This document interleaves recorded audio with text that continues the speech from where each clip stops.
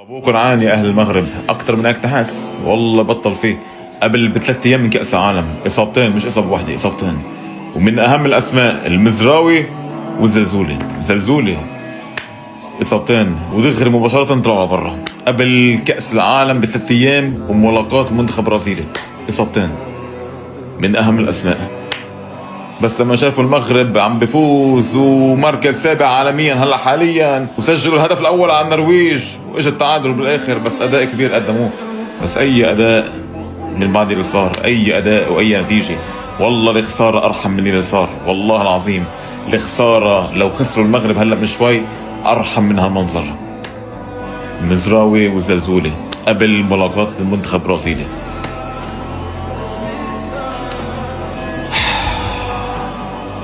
كل التوفيق للمغرب، كل التوفيق للمغرب.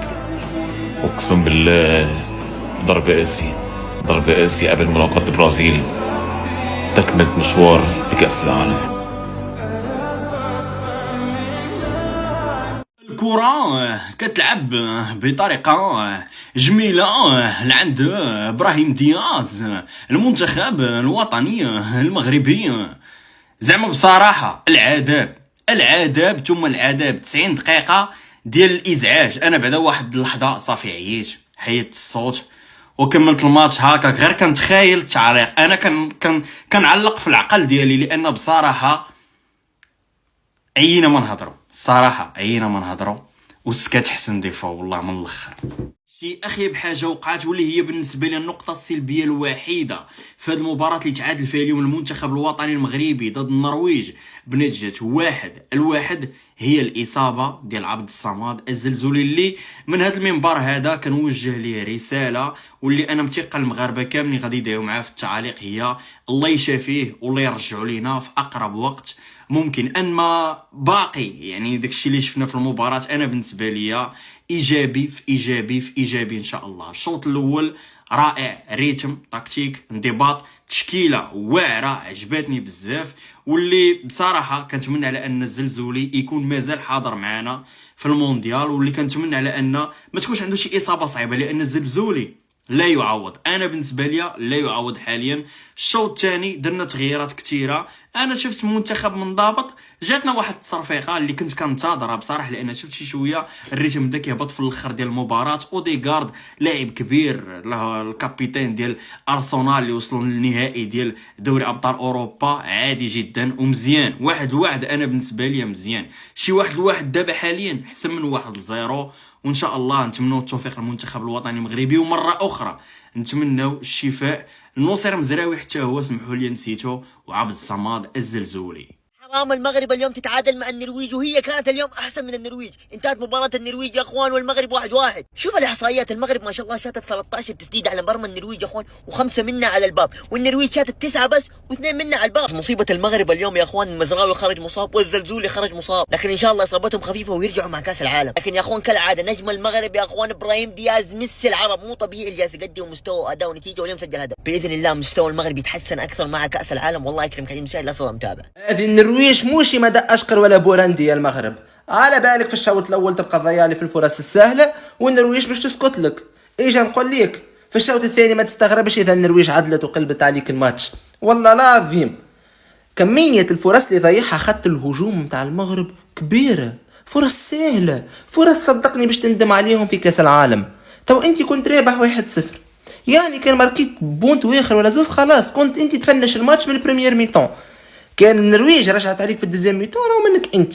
الرومارك الثانية هذو من النرويج صراحة أسامهم وقوة عضلية عندهم فارق كبير مع لعيبة المغرب. شوف عبد الصمد زلزولي في الشوط الأول تصاب مسكين، إن شاء الله سلامات والله العظيم. والشوط الثاني إن شاء الله لعيبة المغرب تحذر من هذم الوحوش، هذم فايكينغ والله ما شاء الله ما شاء الله.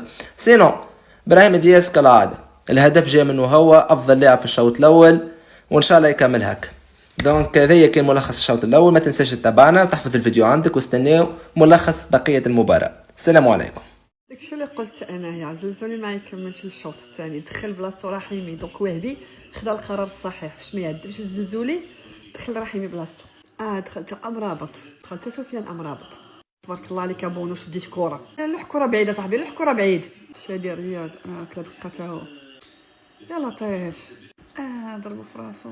هاد السكن ديال نافيين هادو الدقه ديالهم خايبه. يا ربي ما تكونش شي حاجه خايبه ليه. اش كندير درابو ديال الجزائر تما؟ اش كندير درابو ديال الجزائر؟ خاشي راسكم في الماتش ديال المغرب. لطيف وتقول هاد التقواص الاهداف الضائعه منين جات؟ لا قوه الا يا ربي بعد علينا عينين شي وحدين. ويا ربي هاد الدقه ديال شادي رياض تخرج على خير. هاد الاصابه تنخرجوا اليوم. يا ربي السلامه يا ربي السلامه. لا محاوله من دياز ولا لا محاوله من دياز. ويلي يا العناوي على شوي على بونت اخويا على بونت كيولي 2-0. يلا طلع سيباري ديالك هذيك ديالك. ها هو بكي داير التغييرات شحال واحد شوي لي شحال دخل جروب خرج جروب. ابراهيم خرج اللي كنشوف دابا رقم 21 يدخل الكعبي حتى هو خنوس ولا بدلهم تقريبا كاملين. شكون بقى؟ حكيمي بقى. نو حكيمي خارج. شنو ما قلنا شكون دخل شكون خرج؟ محمد اشرف حكيمي خرج. دابا غنشوفوا لعب اخر. عاوتاني راجعين اصحابي عاوتاني راجع طاسي بونو. عاوتاني كولين بريك يتإدراطاو الحراره عندهم. ربي نخرجوا من هذا الماتش ما كاينش اصابات. راه الاصابات ناري ان شاء الله خير نتمناو خير. هاكا بونو شويه عليك شقم كره. هدف التعادل 1-1 دابا. انا رابط ما كنتش في البلاصه المناسبه. 1-1 باقي 4 ساعات. رحيمي شد كره واحد 3 سكوند عاد قلب عاد لوح. الله يا ربي الله مرات جانبا والحمد لله. ناري كانت غتولي عندهم 2 هما. اللهم لك الحمد. المهم ضربه مرمى لينا حنا. الله يحفظ. انا جابي الله هذاك مول الرايه درابو ديال الجزائر قوص علينا داك الهدف اللي تماركا علينا من النرويج. خلو مدخل معاه الزابور ديالو. النرويجيين ضاغطين هما بدلوا الخطه حنا بدلنا الخطه. الله يحفظ. برافو عليك يا بونو برافو عليك. الجمهور بونو هو عتق كره. هذيك القساوه ديك الحكم ما حملتوش. والماتش سالا هدف اللي مثليه. خرجنا تعادل وضيعنا بزاف الفرص. مهم وهبي قرا واحسب باش يخطط لينا السبت الجاي. فهمتوا؟ المهم ديروا متابعه باش نطرح لكم الجديد. بيس. السلام عليكم. الحمد لله سال هذا الماتش الحمد لله. اليوم لعبنا مع الفايكنجز شخصيا. اما كاين غير تشلاخ غير رنايدا ما كاين غير ضرب لينا في اللعابه ديالنا. باقا 4 ايام لكاس العالم. تبارك الله على السي وهبي. كلاشا ليا النرويج بهالاند ديالها بكلشي قدام العالم. اليوم راه وديه وداخل باللعابه رسميا. شد خرج كاع اللعابه رسميا 7 تغييرات. النرويج هادي دخل اللعابه الاحتياطيين تاع المنتخب الوطني عاد قاد شويه النيفو. ما جابوا التعادل غير بزز. ترينا في النرويج. بين لهم ان النرويج راه بريكول صغير راه تنسخنوا معاهم تندخلوا لكاس العالم. بسم الله ما شاء الله على الجمهور المغربي. ما كاينش فرق عندهم. كاين المغرب كاين ميريكان.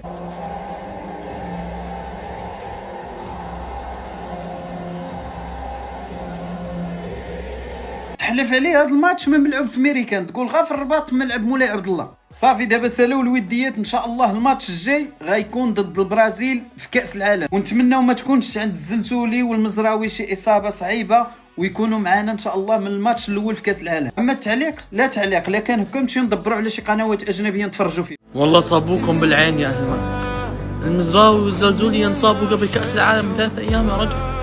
قبل بدايه كاس العالم يا رجل. اهم لاعبين يا رجل جدا مهمين. والمغرب بيعرف قديش هذول مهمين. الزلزولي اخوان الزلزولي والمزراوي. والله قسما بالله مصيبه. والله المصيبه نزلت علينا اقسم بالله. انا حزين والله زعلت عليكم اقسم بالله. تعادل مخيب بالامل ضد النرويج مع انه والله ما قصروا. بس يا اخي اصابه لاعبين اقسم بالله قبل كاس العالم 3 ايام. والله حرام. والله نحسوكن العالم يا المنتخب المغربي. نحسوكن بكل معنى الكلمة لك يا جماعة. والله هذا ما نحس عين لأنه هلا بإصابة الزلزولي والمزراوي يا جماعة قبل بداية كأس العالم بكم يوم. انتم متخيلين معي بكم يوم هلا من بعد ما قدموا ماتش خيالي ماتش ممتع ماتش رائع المنتخب المغربي أمام النرويج إلا بهدول الإصابتين يعني يا ريت خسروا المنتخب المغربي ولا انصابوا هدول اللاعبين. لكن انتوا عم تحكوا عن الزلزولي يا جماعة عم يقدم مستويات عالية. نحس عين وصابتكم. والله عين وصابتكم. الله يكون معكم يا المنتخب المغربي. والله الله يكون معكم.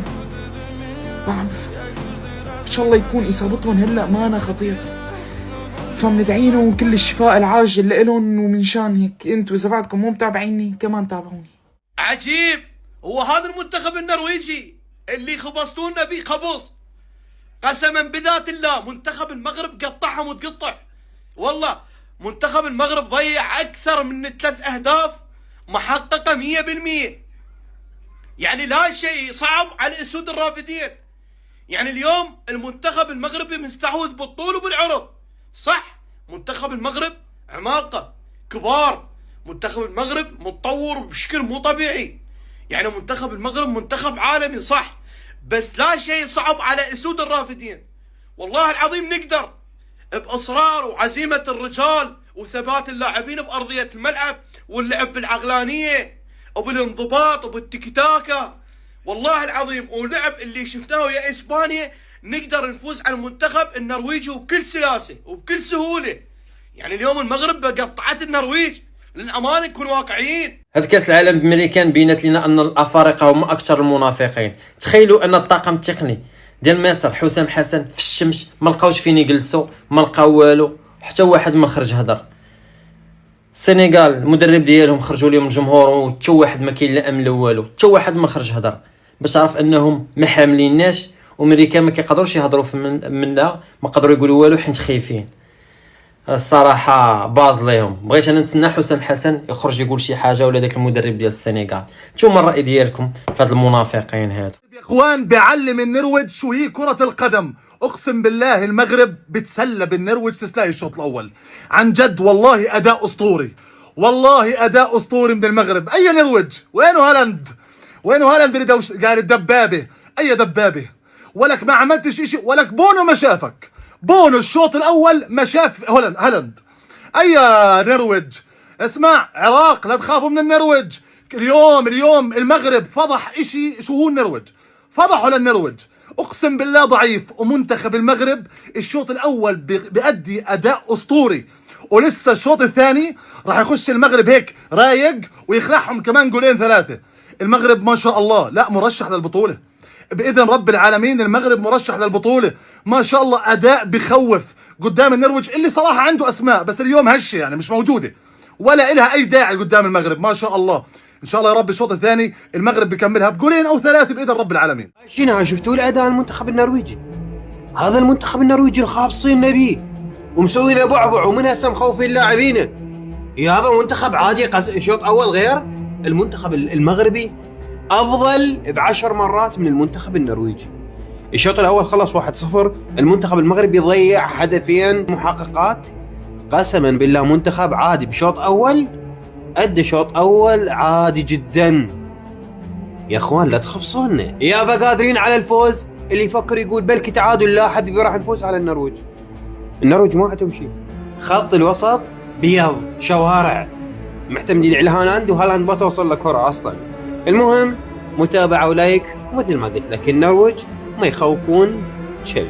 قسما بالله ان منتخب المغرب ده يا اخي منتخب يشرف. فايزين على النرويج 1-0 في الشوط الاول، مسجلين الهدف في الدقيقه 8. عايزك تروح تتفرج على الجون بتاع المغرب عامل ازاي. لعيبه المغرب خطفت الكوره والزلزولي خدوا الكوره جرى بيها، ادى الكوره لابراهيم دياز من لمسه واحده حطها في الجون. يا عم قسما بالله عملوا مرتده ما يعملها افشخ منتخب اوروبي. خطفوا الكوره وفي اقل من 30 ثانيه راحوا سجلوها في الجون بتاع النرويج وقال لهم يلا يا ابني انت هو سنتر. ومش هقول لك مثلا ان منتخب النرويج بيلعب بالدكه، لا ده بيلعب باللعيبه الاساسيه كلها عادي. ومع هذا برضه تتفرج على الاحصائيات وعلى الخطوره تبص تلاقي ان منتخب المغرب مكتسح النرويج. واحنا امبارح ما نمناش من الفرحه علشان خاطر البرازيل ما سجلتش فينا غير 2 بس. اهم حاجه بس المغرب تكمل على وضعها وما تخسرش عشان خاطر ما تبقاش عين وصابتهم. عارف ده الفيديو رقم كامل اللي بنعمله عشان نتكلم عن سلكان هالاند، مش بس عن اهدافه وعلى انه لاعب خارق. لقطه هالاند مع اشرف حكيمي قبل مباراه المغرب والنرويج هي احلى لقطه في احلى من المباراه كلها. والله الواد ده عنده كميه سلكان مش طبيعيه ومش منطقيه اقسم بالله. المباراه اللي تعادل فيها المنتخبين 1-1، الشوط الاول سجل ابراهيم دياز هدف وهو نجم المباراه بالنسبه لي. الشوط الثاني كان هدف التعادل للنرويج عن طريق اوديجارد. لافت للنظر في المباراه دي ان الوتر بريك اللي اتعمل لعيبه ما صدقت تدور على الفوط اللي مليانه فوط والله، بس المره دي مفيش حد خطفها من حد، لا ده كانت فوط عشان التراوح. تعود بقى على المناظر دي عشان هنشوفها في كاس العالم. منتخب النرويج كان احد اهم المنتخبات اللي اعترض على درجات الحراره في امريكا، قال لهم يا جماعه احنا مش هنعرف نلعب في الجو ده. لكنها ما كانتش ليله سعيده لمحمد وهبي ومشجعين المغرب اللي كان عندهم اصابتين، عبد الصمد الزلزولي كمان نصير مزراوي اللي تعرض للاصابه. موقف الاصابه لسه ما اتحددش، لكن انت بتتكلم ان فاضل ايام على المونديال، ان شاء الله تبقى خفيفه كده ويلحقوا مع منتخبنا المغربي. اصابات جديده في صفوف المنتخب المغربي في مباراتهم الوديه اليوم وقبل كاس العالم، اصابه مزراوي واصابه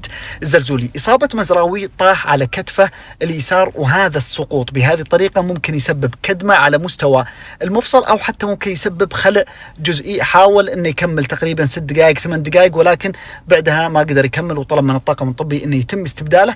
ان شاء الله يقدر الطاقم الطبي يتعامل معها ويقدر يشارك في كاس العالم حتى لو يثبتون له الكتف. اما بالنسبه لزلزولي فصراحه مسكين، يعني طريقه اصابته ما تدخل فيها هو، زميله في الفريق شادي رياض سقط وقت الركنيه، وقت سقوطه طاح او نزل على ركبه زميله في الفريق زلزولي، صار في دخول الركبه على الداخل، وهذه ممكن تؤثر على الجزء الداخلي للركبه، سواء ممكن تسبب كدمه على المستوى الداخلي، وهذه ان شاء الله تكون الإصابة أنها كدمة فقط ويقدر يشارك في كأس العالم. الأسوأ لو كانت على مستوى الغضروف أو الرباط الداخلي للركبة، هذه ممكن تبعد عن مباريات كأس العالم إذا كانت من الدرجة الثانية أو أعلى.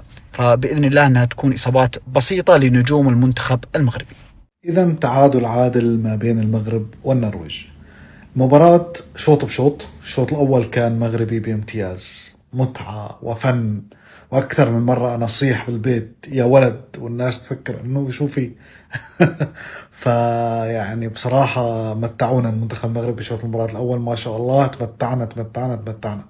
فرص خطيره، هدف جميل جدا نتج عن جمله تكتيكيه مرسومه رسم من الكابتن محمد وهبي، وجود الزلزولي كظهير ايسر، دخول مزراوي كقلب دفاع ثالث، أناحي كان هو اللي عم بيحاول يضغط على الجهة اليسرى كجناح أيسر تقريبا، افتك الكرة الزلزولي راح فيها بهجمة عكسية بسرعته بقوته ما شاء الله، ولعب الكرة العرضية لدياز اللي موه انه راح يمرر على الجهة اليمنى، وقام وسدد الكرة بشكل رائع جدا، هدف ملعوب ولا أجمل.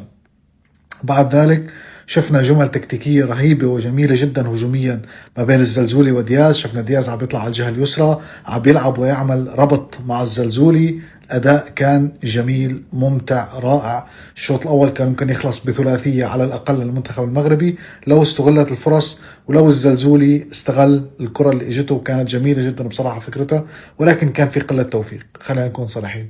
في كمان جملة تكتيكية تسديدة لحكيمي كانت ممتازة جدا جميلة، فجمل تكتيكية رائعة بكل ما تعنيه الكلمة. معنا وسط المغرب كان ماسك الملعب بوعدي و